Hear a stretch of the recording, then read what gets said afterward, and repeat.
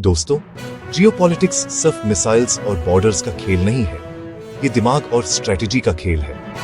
लेकिन सवाल ये है, क्या बीजेपी सरकार ये खेल हार रही है? आज हम बात करेंगे नेपाल और श्रीलंका की, जो कभी भारत के सबसे करीबी दोस्त थे, लेकिन बीजेपी की गलत डिप्लोमेसी की वजह से धीरे धीरे चाइना के कैंप में चले गए। दोस्तों, जियोपॉलिटिक्स सिर्फ मिसाइल्स और बॉर्डर्स का खेल नहीं है, ये दिमाग और स्ट्रैटेजी का खेल है। लेकिन सवाल ये है, क्या बीजेपी सरकार ये खेल हार रही है? आज हम बात करेंगे नेपाल और श्रीलंका की, जो कभी भारत के सबसे करीबी दोस्त थे, लेकिन बीजेपी की गलत डिप्लोमेसी की वजह से धीरे धीरे चाइना के कैंप में चले गए। सबसे पहले बात करते हैं नेपाल की, वो मुल्क जिसे हम रोटी बेटी का रिश्ता कहते थे। बीजेपी सरकार के दौर में हालात ऐसे बिगड़े कि आज नेपाल ओपनली इंडिया के खिलाफ खड़ा दिखता है। 2015 का ब्लॉकेड याद है, जब अर्थक्वेक के बाद नेपाल को सबसे ज्यादा मदद चाहिए थी।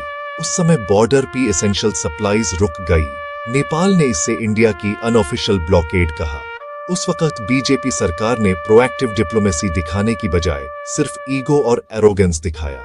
2015 का ब्लॉकेड याद है, जब अर्थक्वेक के बाद नेपाल को सबसे ज्यादा मदद चाहिए थी। उस समय बॉर्डर पे एसेंशियल सप्लाईज रुक गई। नेपाल ने इसे इंडिया की अनऑफिशियल ब्लॉकेड कहा। उस वक्त बीजेपी सरकार ने प्रोएक्टिव डिप्लोमेसी दिखाने की बजाय सिर्फ ईगो और एरोगेंस दिखाया। रिजल्ट, नेपाल ने धीरे धीरे चाइना के साथ इंफ्रास्ट्रक्चर डील्स साइन करना शुरू कर दिया, हाईवेज, हाइड्रो पावर प्रोजेक्ट्स, हत्ता की रेल लिंक तक। और सबसे बड़ा झटका तब लगा जब नेपाल ने नया मैप इशू किया, जिसमें कलापानी, लिपुलेख और लिम्पियाधुरा को अपना टेरिटरी दिखाया। सोचना यह है, बीजेपी गवर्नमेंट ने इस क्राइसिस को टैकल कैसे किया? सिर्फ फॉर्मल प्रोटेस्ट लेटर भेजकर। अब आते हैं श्रीलंका पर। दोस्तों, ये केस और भी शॉकिंग है। चाइना ने अपने बेल्ट एंड रोड इनिशिएटिव के through billions of dollars invest किए, और जब श्रीलंका डेट ट्रैप में फंस गया, बीजेपी गवर्नमेंट एक स्ट्रॉन्ग दोस्त बनकर सामने नहीं आई। हम्बांटोटा पोर्ट का एग्जाम्पल लो। Sri Lanka unable to repay Chinese loans, और चाइना ने पोर्ट को 99 इयर्स के लीज पे ले लिया। ये सिर्फ एक पोर्ट नहीं है, ये हिंद महासागर का चोक पॉइंट है, जो डायरेक्ट इंडिया की मैरीटाइम सिक्योरिटी को इंपैक्ट करता है। इकोनॉमिक क्राइसिस के वक्त जब लंका के लोग सड़कों पर थे, बीजेपी सरकार की मदद स्लो और ब्यूरोक्रेटिक थी।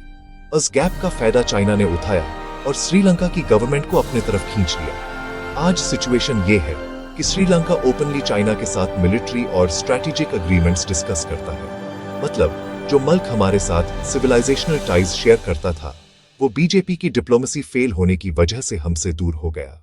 अब सवाल ये है, इस फेलियर का इम्पैक्ट क्या है इंडिया पर? पहला, हमारा नेबरहुड फर्स्ट पॉलिसी एक पॉलिटिकल स्लोगन बनकर रह गया है। दूसरा, चाइना ने हमारे बैकयार्ड साउथ एशिया में अपनी प्रेजेंस डेंजरस लेवल तक बढ़ा दी है। और तीसरा, ये सिग्नल पूरी दुनिया को मिल रहा है कि इंडिया अपने छोटे पड़ोसियों को भी संभाल नहीं पा रहा। ये सिर्फ डिप्लोमेसी फेल नहीं, बल्कि हमारी नेशनल सिक्योरिटी और लॉन्ग टर्म स्ट्रैटेजी के लिए एक बड़ा खतरा है। तो दोस्तों, असली सवाल यह है, क्या बीजेपी सिर्फ इवेंट मैनेजमेंट और स्लोगन्स में बिजी है? नेबरहुड फर्स्ट, विश्वा गुरु भारत, ये सब सुनने में अट्रैक्टिव लगता है, लेकिन ग्राउंड रियलिटी में नेपाल और श्रीलंका जैसे छोटे मुल्क भी इंडिया से दूर होते जा रहे हैं।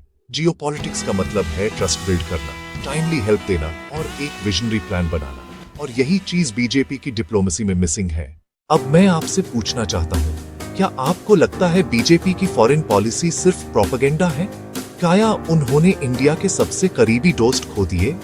अपना नुक्ता-ए नज़र कमेंट्स में जरूर लिखिए।